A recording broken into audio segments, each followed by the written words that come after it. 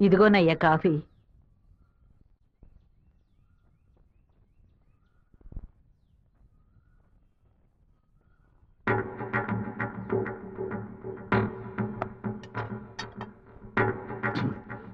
సుబ్బారావు, ఏమైందయ్యా? నేను 2 ముక్కలు తాగాను. దగ్గర పడకు. రే సుందరం, బండి తీరా. ఎవరికి చెప్పకండి. ఇంట్లో వాళ్ళని ఏది తినొద్దు చెప్పు, అర్థమైందా? గుండె గబగబా కొట్టుకుంటుంది. ఈ కాఫీ డాక్టర్కి ఇచ్చి ఇందులో ఏం కలిపారో కనుక్కోమని చెప్పు. డాక్టర్, మా అయ్యగారిని ఎలాగైనా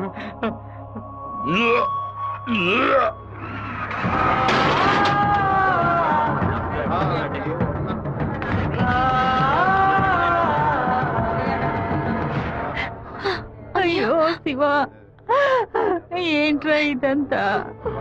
అయ్యో భయపడకు శివ, నాకేం కాదులే.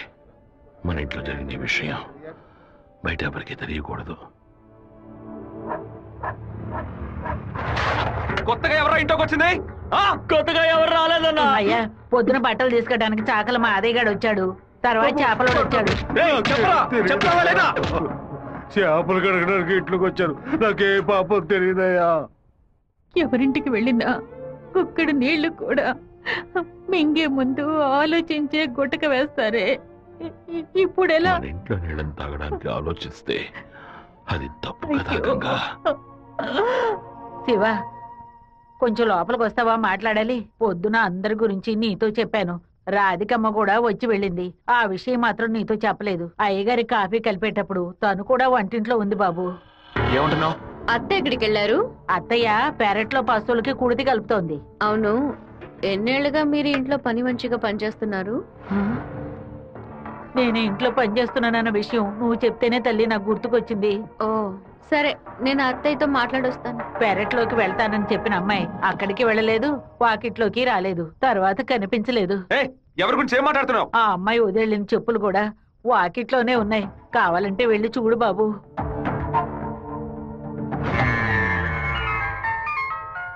బాబు, చిన్న విషయం. అయ్యగారు ట్రైన్లో వెళ్ళే విషయాన్ని ఒక అమ్మాయి ఫోన్ చేసి చెప్పిందని ఇక్కడ ఉన్నవాళ్ళు అనుకుంటున్నారు.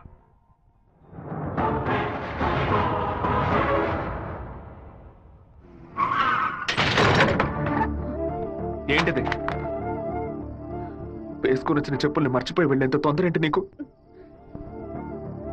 నువ్వు మా ఇంటి వంటింట్లోకి వచ్చింది పాపం ఆ ముసలిదాని మనసుని బాధ పెట్టడానికా, లేక మా నాన్న తాగే కాఫీలో విషయం కలపడానికా? చెప్పవే. నేను చెప్తాను. మీ నాన్నని చంపడానికేరా అది మీ ఇంట్లో అడుగు పెట్టింది. దాన్ని నేనే పంపించాను. ఆవిడ చెప్పేది అబద్ధం. అబద్ధమే కదా? మీ అబ్బకి విషం పెట్టినందుకే నీకింత కోపం వస్తే మీ నాన్న నా కొడుకుని నడి రోడ్డు మీద నరికి చంపాడే.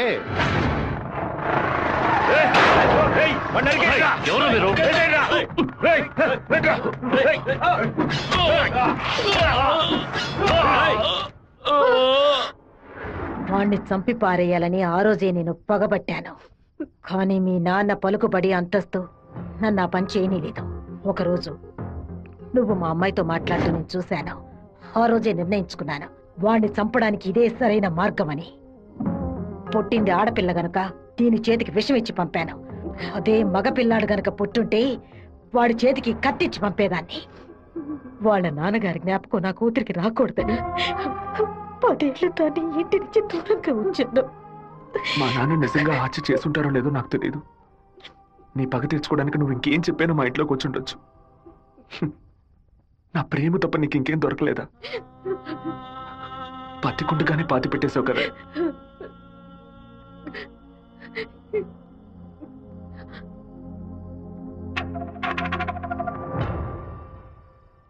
మీరు మాట్లాడుకున్నదంతా నేను వింటూనే ఉన్నాను. నీ భర్త చావుకి నేను కారణం కాదమ్మా. నీ భర్త ఆశపడే ఎలక్షన్లో నించోలేదమ్మా. మన జాతి ఓట్లని విడదీయాలని రూలింగ్ పార్టీ వాళ్ళ దగ్గర 10 లక్షల రూపాయలు లంచంగా తీసుకున్నావే, నీకు సిగ్గులేదు? నేను డబ్బు తీసుకున్నట్టు మీకెవరు చెప్పారు? ఇంకా నిజాన్ని కప్పిపుచ్చాలని చూడకు. మర్యాదగా నామినేషన్ వాపస్ తీసుకో, లేదా నీ మొండెమే మిగులుతుంది. నువ్వు మాణిక్యాన్ని లేపే. ఏమన్నావు అన్నా? అప్పుడే ఆ నింద వీరభద్రం మీద పడుతుంది. ఓట్లు రూటు మారతాయి. నేను ఈ హత్యని చెయ్యలేదని ఈ ఊరే నమ్ముతోంది. నువ్వు మాత్రం ఎందుకు నమ్మట్లేదు? నా కొడుకు నీ కూతుర్ని ప్రేమిస్తున్నానని తెలియగానే వెంటనే వచ్చి నీతో చెప్పాలనుకున్నాను. కానీ నీకు తెలిసే తన మా ఇంటికి వచ్చిందని చెప్పింది. అందుకనే నిజమంతా నీకు తెలుసనుకున్నానమ్మా. ఎవరో చెప్పిన మాట నమ్మి పాపం తన మనసులో ద్వేషాన్ని నాటి ఇప్పుడు ఇలా తలదించుకునేలా చేశావే. పెళ్లి చేసుకుని చల్లగా ఉండాల్సిన పిల్ల తన జీవితాన్ని నాశనం చేశావే.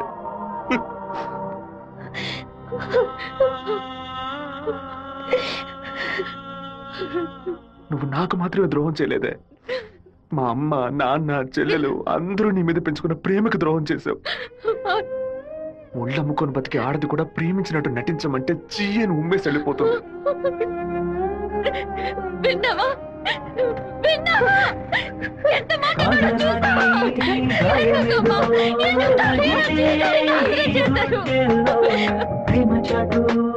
జీవితన ఎగిసే ఆవేదనలో ప్రేమించిన నా గుండెలకి ఇదివో బహుమానం. నన్ను కన్న పాపానికి వీరికి దండనరా. టెలిఫోన్ బూత్ లో ఎంక్వైరీ చేసా ఉన్నా. పక్కనే లేడీస్ కాలేజ్ ఉండడం వల్ల ఏం చేసిందో తెలియదు అన్న. ఒక ఆడపిల్ల వల్ల వాడు తప్పించుకున్నాడు. అసెంబ్లీలో అపోజిషన్ వాడు కావాలనే ఈ విషయం అడుగు మరి కలుగుతున్నాడు. ఇంతకు మించి మనం ఓర్పుగా ఉంటే వాడు ఖచ్చితంగా గెలిచేస్తాడు. పెదవారి నుంచి 50 మందిని రప్పించండి. ఎవరు ఎదురు చూడే సమయంలో వాడి ఇంట్లోకి దూరి వీరభద్రాన్ని ఆడి కొడుకని లేపేయమనండి. ఊరోళ్ళు ఎవరైనా అడ్డొస్తే పెద్ద చిన్నాడు చూడకుండా అడ్డగా నరకమని చెప్పు. అన్నా ఇలా ఓపెన్ గా అన్ని చేస్తే మీ మీద అందరూ డౌట్ పడతారన్నా. మన వాళ్ళని పక్క నుండి ఉసిగొల్పమడం. రాత్రి సరిగా 10:30కి ఈబీ వాళ్ళతో చెప్పి పులివెందుల్లో కరెంట్ కట్ చేయమనం. ఆ టైంలో ఎవరు ఫోన్ చేసినా చుట్టుపక్కల ఏ పోలీస్ స్టేషన్ లో ఫోన్ తీయకూడదు. ఆ కొత్త డ్రైవర్కి చెమట్లు పట్టాయంట్రా. వీరభద్ర మీద ప్రేమతోనా? వాడు ఏ ఊరోడో ఎవడు ఇక్కడ పంపించాడో పంపిన వారికి వీరభద్రుడికి సంబంధం ఏంటో ఎంక్వైరీ చేయి.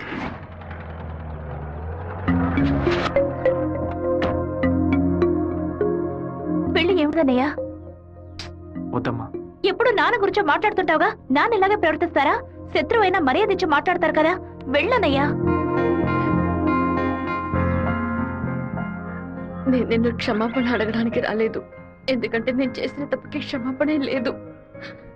మేము ఊరు వదిలి వెళ్ళిపోతున్నాం. నేను మీ నాన్నకి విషం పెట్టింది ఎంత నిజమో, నేను ప్రేమించింది కూడా అంతే నిజం. దయచేసి నా ప్రేమని మాత్రం అనుమానించొద్దు.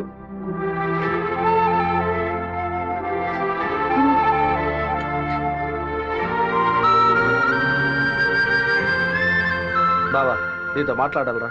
ఏదో అమ్మ మాట విని తెలియక తప్పు చేసిందిరా. క్షమించేవాడేరా మనిషి. నువ్వేంట్రా? మా ఇల్లు నాకు గుడి లాంటిదిరా. మా అమ్మ నాన్న దేవుళ్ళురా. ఆయన్ని చంపనుండి ప్రయత్నించిన అమ్మాయిని ఎలా క్షమించమంటావు? నాకు అర్థమైందిరా. నీ దగ్గరికి మొదటిసారి అమ్మాయి వచ్చినప్పుడు నిన్ను ప్రేమిస్తున్నాననే అమ్మాయి చెప్పింది. పెళ్లి చేసుకుంటాననే కదా చెప్పింది. హత్య చేయడానికి వచ్చిన వాళ్ళు అలా అంటారా? నీ మనసులో అమ్మాయి లేదని నాకు ప్రమాణం చేసి చెప్పు. ఉందిరా, తను నా మనసులోనే ఉంది. కానీ ఇప్పుడు వచ్చి వెళ్ళింది నేను ప్రేమించిన రాధిక కాదు. బాబు శివ, నేను ఒకటి చెప్తే నువ్వు వింటావా? వెళ్ళి అమ్మాయిని తీసుకురా. నా తల నరుకుతానన్న వాడి తలని నరికి తీరుతానన్న పట్టుదలతో ఉన్నావు కదా. వాళ్ళ నాన్న చంపిన వాడి మీద అమ్మాయి కోపం ఉండదా? ఈ సీమలో పుట్టినటువంటి ప్రతి అమ్మాయికి ఆ పౌరుషం, రోషం ఉండడం సహజమే. మిత్రుడితో స్నేహం చేయాలి, వీరుడితో తలపడాలి, శత్రువుతో పోరాడాలి. కానీ ద్రోహికి మాత్రం ద్రోహం చేయకూడదు. ఆ రోజు కోడిని కోయిపోతున్నామని తెలిసి తట్టుకోలేక తలడిల్లిపోయిందే, అదే తన నిజమైన గుణం. నాకు కూడా ముందా పిల్ల మీద కోపం వచ్చింది. కానీ ఓ కుటుంబం పుట్టిన గడ్డ వదిలి వెళ్తోందంటే అది సగం ప్రాణంతోనే వెళ్తుంది. మిగిలిన ప్రాణం మనం తీసామనే పాపం వద్దు నాన్న. వెళ్ళి అమ్మాయిని తీసుకురారా. నా ప్రేమే దొరికిందా నీకు? ప్రేమించినట్టు నటించమంటే చీయను మొహం మీద ఉమ్మేస్తుంది.